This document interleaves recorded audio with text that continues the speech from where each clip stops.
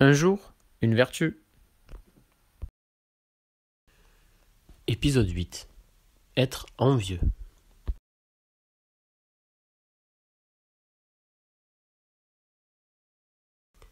Être envieux, c'est vouloir quelque chose qui appartient à quelqu'un d'autre.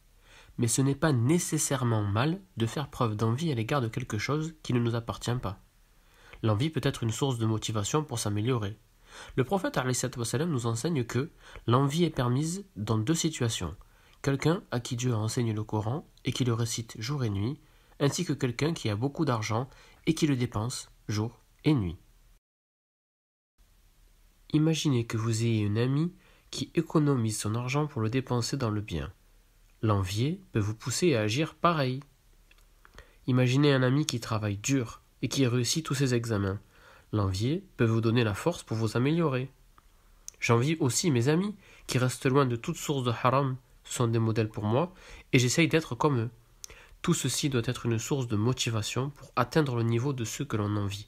Et surtout, il faut demander à Allah d'avoir la même chose. Mais attention, il est important de ne pas confondre envie et jalousie. Lorsque l'on est jaloux, c'est que l'on veut ce qui appartient à l'autre, mais qu'on veut le garder seulement pour soi, en laissant l'autre démuni. La jalousie est un sentiment très dangereux. En effet, le prophète sallallahu alayhi wa sallam nous enseigne que la jalousie consume les bonnes actions comme le feu brûle le bois. En effet, les jaloux ne réussissent ni dans la vie d'ici-bas, ni dans l'au-delà.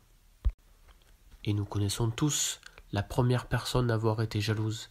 Il s'agit de Iblis, Ash-Shaytan. En effet, Iblis était jaloux des bienfaits qu'Allah avait donnés à notre père, Adam. Et lorsque Allah lui demanda de se prosterner devant Adam, alayhi salam, celui-ci refusa en disant « Je suis meilleur que lui ». En effet, la jalousie nous pousse aussi à être orgueilleux, c'est-à-dire à penser que nous sommes meilleurs que l'autre, et donc de ce fait que nous méritons plus de bienfaits que lui. Être jaloux signifie donc de ne pas être d'accord avec les choix d'Allah, ce qui est quelque chose de très grave. Malheureusement, la jalousie est quelque chose que nous pouvons tous ressentir, mais pas de panique, nous pouvons en guérir. Pour cela, la solution est simple, il suffit tout d'abord d'accepter la volonté d'Allah et de se dire qu'il donne ce qu'il veut à qui il veut. Puis, il suffit de l'invoquer pour lui demander qu'il augmente ses bienfaits pour nous et pour les autres. Et qui est plus généreux qu'Allah dans ses dons?